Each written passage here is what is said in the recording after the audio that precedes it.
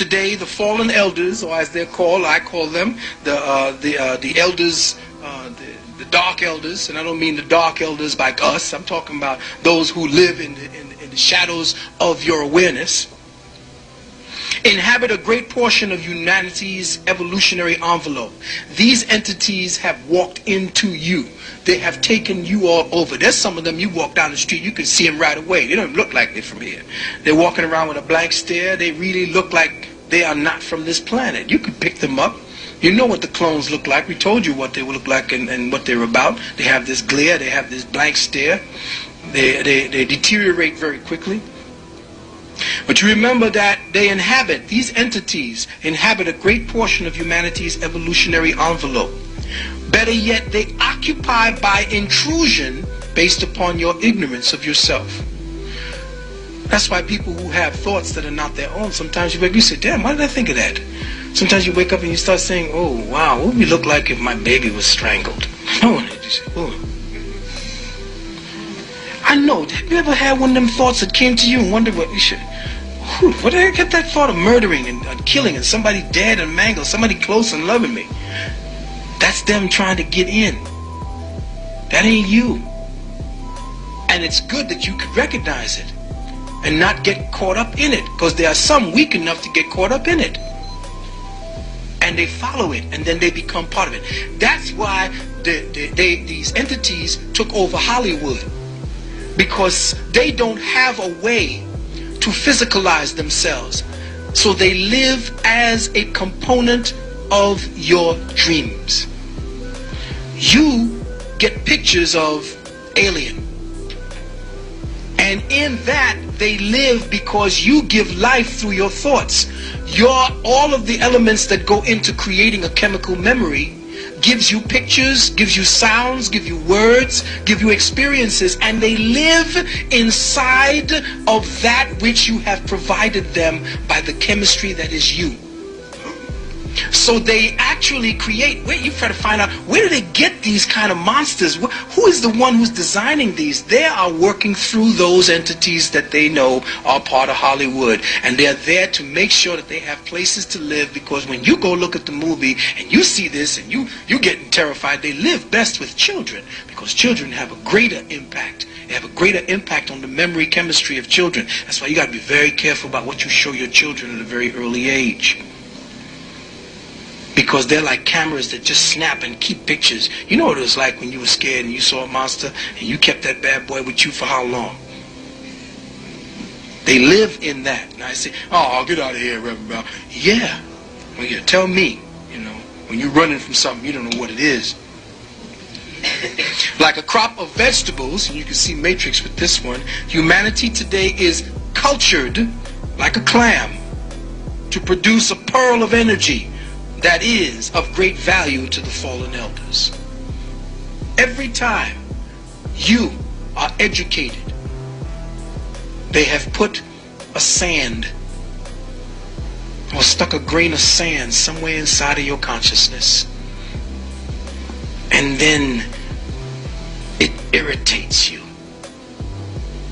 and then all of a sudden you make a life for yourself based upon the pearl that your body creates to defend yourself from that sand called education. And you've created a pearl based on your irritation, the fact you got to pay your taxes, your damn rent is due, you get in a fight with your husband, he leaves you, now welfare gets paid, and now it's all one dynamic. And they keep putting that sand in. Keep putting that sand in. Every time you wake up, the sand begins with that inject vaccination. From the vaccination, they give you the bottle. And from the bottle, they put you into these nurseries. From the nursery, they put you in there terraforming you.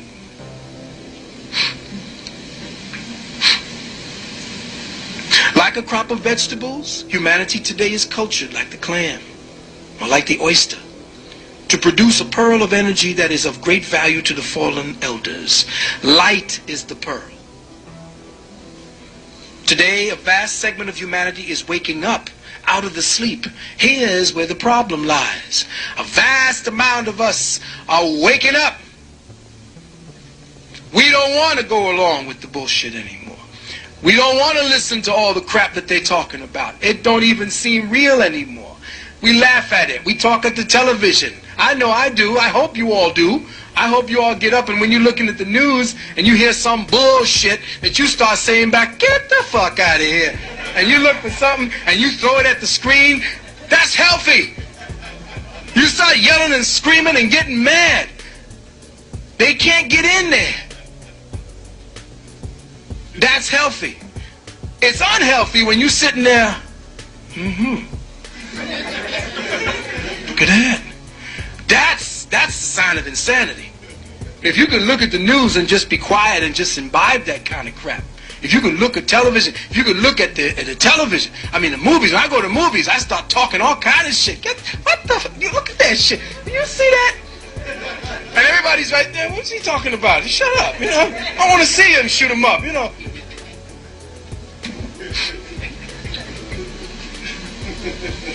The fact that you all are awakening is perilous to the fallen elders. In that you are now weeds growing in their gardens. And a weed grows, boy. Weed is strong as a motherfucker. You cannot, it don't be cultivated. Weed, you can't, shit. You try to cultivate all these things that you do in the vegetable. It looks so nice, it looks so pretty. Weeds say, damn that, I'm growing right here. And you gotta, oh man, and you gotta kill it, the shit grows back. Quick! Well, you are the weed in their little garden of ignorance. Now, catch up with me. A cosmo-psycho-bio-spiritual order. You say that again.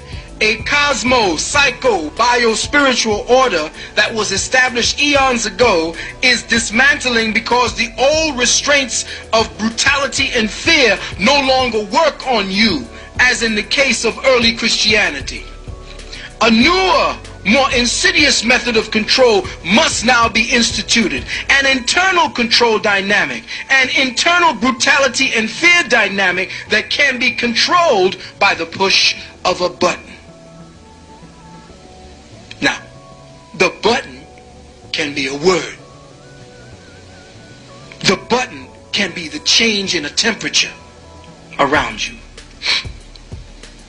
The button can be something that you see flash before you. The button can also be pushed on a console. Those who do the work for the fallen lords constitute the conscious and the willing, A, and the unconscious and obedient, B. Let me say that again. Those who work for the fallen lords constitute two kinds. The conscious and the willing, A, and the unconscious and the obedient, B. Those we focus on today inhabit and operate through the priesthood. Listen up. Those we focus on here today inhabit and operate through the priesthood of the temple of medical science, the new Gnostics. The geneticist is the new Gnostic. The Elohim of the Bible were geneticists. Genesis, Genesis, Genesis 1, that's chapter 1, verse 26 says, let us make man in our image after our likeness. We don't know what the fuck they look like. Do they? Do you know what the Elohim look like? No. You don't. Now, here's something deep.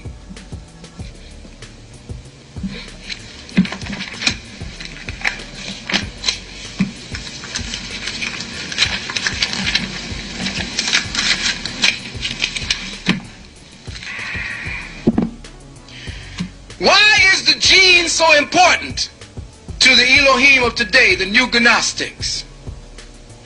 Well, let's look at things. Well, let's look at the word lamp. Lamp of God that taketh away the sins of the world. Let's look at the word lamp. All right? Could you please read the word lamp there and what that means? All of the definitions out loud. A device that generates light, heat, or burn through a wick for illumination. A star, planet, meteor, or other celestial body. something that illumines the mind or soul. Leave lamp. That's it. That's it. Wait a minute. Hold on. Lamp?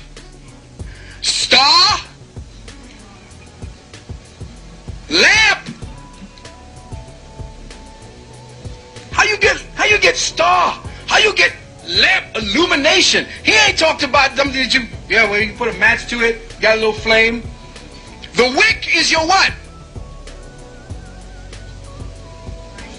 A part of your brain. The pineal.